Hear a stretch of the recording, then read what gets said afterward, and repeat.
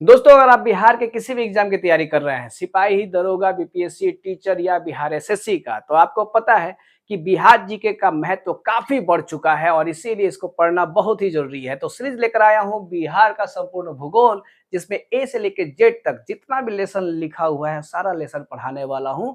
भूगोल के अंतर्गत आता है। इसमें से ऑलरेडी मैंने बना दिया है वीडियो, आप जाकर देख सकते हैं। बिहार का समान परिचय, आंतरिक संरचना, भौतिक संरचना, बिहार की प्रमुख नदियां, प्रमुख झील और प्रमुख जलप्रपात। आज जो हम लोग बात करने वाले हैं वो है गर्म जल कुंड के बारे में। ये प्रतिदिन आपको 9:30 बजे आता है, सुबह के 9:30 बजे। तो चलिए फिर देखते हैं गर्म कुंड। यहाँ सबसे पहली बात कि भाई गर्म कुंड है क्या। तो जैसे कहा जाता है, मान लेते हैं यह धरातल है और धरातल के जस्ट नीचे हो सकता है कि ज्वालामुखी का कुछ उद्गम स्थान हो, जिसकी वजह से अंदर से एक थोड़ी सी पतली भूमि हो और वहां से पानी ऊपर की ओर आ रहा हो, है ना। यानी ज्वालामुखी के होने के कारण हो सकता है भूगर्भ से जो पानी ऊपर की ओर आता है, प्राकृतिक स्रोत कह सकते हैं, तो वो एक जल कुंड के रूप में स्थापित हो जाता है। यहाँ पे देखिए, स्रोत प्राकृतिक जल के वैसे स्थल को कहा जाता है जहां जल भूगर्भ से स्वतः बाहर निकलते रहता है, स्वतः बाहर निकलता रहता है। यह भूगर्भिक जल गर्म जल है जो भूपट्टी से निकलता है। इसका तापमान जो होता है 30 से 70 के बीच में होता है। कह सकते हैं गर्म जल होने का कारण मृत ज्वालामुखी का मुख हो सकता है, रेडियो एक्टिविटी खनिज है और इस जल में पर्याप्त मात्रा में खनिज पाए जाते हैं, लवण पाए जाते हैं और सल्फर गंधक पाए जाते हैं, जिसकी वजह से कहा जाता है कि आप ये अगर इसमें नहाते हैं तो त्वचा रोग ठीक हो जाता है। ठीक ना? उसके बाद हम कह सकते हैं कि बिहार में कहाँ-कहाँ पाए जाते हैं, तो एक तो गया पाया जाता है, राजगीर मतलब नालंदा जिला और एक आपका मुंगेर। ये 3 जगह आपको बहुत फेमस है गर्म कुंड में। अगर आप देखना चाहते हैं तो आप यहाँ पे जा सकते हैं। आइए मैप पे देखते हैं सबसे पहले। यहाँ पे क्या है कि जो पहला है मैं बताना चाहूँगा वो कौन-सा, तो वो गया। कारण क्या है कि एक ही है, इसलिए आराम से याद कर लीजिए। तो देखिए यहाँ पे है गया और गया में कौन-सा है, अग्निकुंड, ठीक ना? कौन-सा है, तो अग्निकुंड। अच्छा, इसको याद करना आसान है, पता क्यों? कि बिहार का सबसे गर्म जिला कौन-सा है, तो गया है। क्यों है भाई? तो अग्निकुंड की वजह से, ठीक? अग्निकुंड की वजह से, तो बस हो गया। उसके बाद ना दूसरा मुंगेर याद कर लेते हैं। मुंगेर को याद करना इसलिए आसान है ना कि अगर आपने रामायण देखा होगा तब तो याद हो जाएगा, नहीं देखा होगा तब। लेकिन मेरे ख्याल से सब कोई देखे होंगे। देखिए भाई, वहाँ पे जन्म हुआ 2, इसे जन्म कुंड कहते हैं। किसका जन्म हुआ? तो राम जी का, मतलब मान लेते हैं ऐसे, रामेश्वर कुंड, रामायण में आप ऐसे याद कीजिएगा। तो उनके भाई का नाम लक्ष्मण कुंड, लक्ष्मण जी है तो लक्ष्मण कुंड। अच्छा, राम जी लक्ष्मण जी को पढ़ाने के लिए कौन ले गए? तो ऋषि जी ले गए। तो आप ऐसे कह सकते हैं ऋषि कुंड, ठीक। अच्छा, राम जी का विवाह किससे हुआ? तो वही सीता जी से, तो सीता कुंड, सीता कुंड। आ, सीता जी श्रृंगार करेंगी तो श्रृंगार ऋषि कुंड याद कर लीजिएगा, नाम है श्रृंगार ऋषि कुंड। और एक और भी नाम आता है जैसे भरारी कुंड।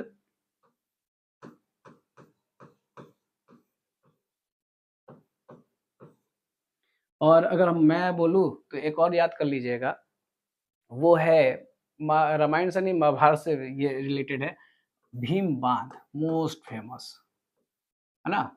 भीम बांध मोस्ट फेमस है, ये वाला आप याद रख सकते हैं। और एक पंचतर भी आता है नाम, तो ये भी याद कर लीजिएगा।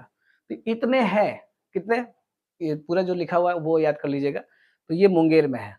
तो अगर मान लीजिए कि रामायण को हटा दिया जाए, उसके बाद आप बात करें तो फिर राजगीर में हो जाएगा। तो अगर आप गया देख लीजिए और मुंगेर देख लीजिए, तो राजगीर को ज़्यादा याद करने की ज़रूरत नहीं है, लेकिन फिर भी ऐसे नॉर्मली अगर आया तो आप तुरंत याद करके बता सकते हैं। तो चलिए, जैसे देखते हैं कि एक भगवान है, जितने भी भगवान हैं तो उसमें आप देखते हो सबसे ओल्डेस्ट भगवान कोई दिखाए जाते हैं, देखते हैं आप, तो वो है ब्रह्मा जी। तो ब्रह्म कुंड यहाँ पे लिख सकते हैं, और स्लो काम कर रहा है मेरा पेन। ब्रह्म कुंड हो गया।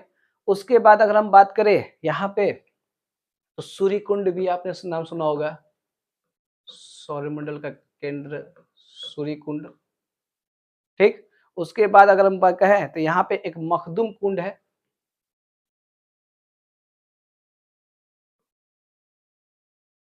नानक कुंड,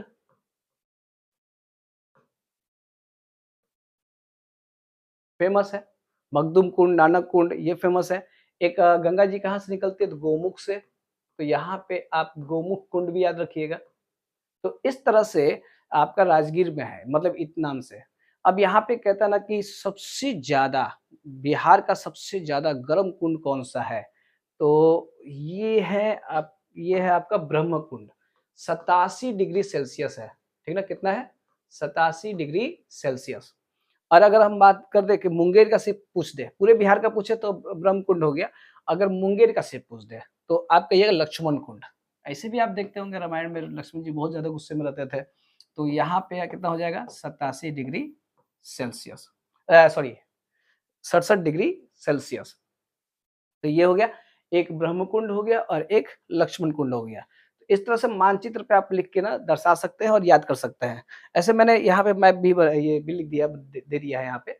यहाँ देखिए राजगीर में कौन-कौन सा है, तो सप्तधारा, ब्रह्मकुंड, सूर्यकुंड, मखदुम कुंड, नानक कुंड और गोमुख कुंड। और यहाँ पे मैंने ये भी दे दिया है कि ब्रह्मकुंड जो है 87 डिग्री तापमान है, बिहार का सबसे गर्म जलकुंड है। उसके बाद करें, अगर हम बात करें मुंगेर का, खड़गपुर की पहाड़ी के पास में मुंगेर में खड़गपुर की पहाड़ी है, तो सीता कुंड, रामेश्वर कुंड, लक्ष्मण कुंड, ऋषि कुंड, जन्म कुंड और लक्ष्मेश्वर कुंड, भीम बांध, सिंगार ऋषि और भरारी और एक पंचतर इस नाम से भी है। उसके बाद अगर हम बात करें गया का, तो गया में हो जाएगा अग्नि कुंड। और यहाँ पे मैंने दे दिया है लक्ष्मण कुंड का 67 है, ये कहीं 62 भी देता है। यह मुंगेर का सर्वाधिक गर्म कुंड है।